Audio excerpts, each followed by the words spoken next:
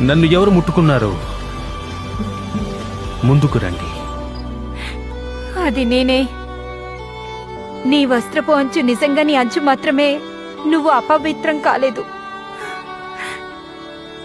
నా వస్త్రం ఎందుకు? నన్ను క్షమించండి. నేను అడిగి ఉండాల్సింది. కానీ మీరు నన్ను తాకితే అది ధర్మశాస్త్రం ప్రకారం మిమ్మల్ని అపవిత్రం చేస్తుంది. నేను రోగంతో నన్ను 12 ఏళ్లుగా నాకు రక్తస్రావం ఉంది. దాన్ని ఎవరు ఆపలేకపోయారు. కానీ నేను మీ వస్త్రపు చెంగు తాకగలిగితే చాలని నమ్మాను. నా కుమార్తె. నేను ఎవరి కూతుర్ని కాను. నా కుమార్తె చాలా కాలం నుంచి పోరాడుతుందని నాకు తెలుసు. నువ్వు అలసిపోయి ఉండాలి. అది నిజం.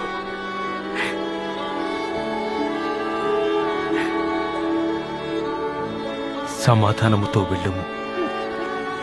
నీ విశ్వాసము నిన్ను స్వస్థపరిచింది.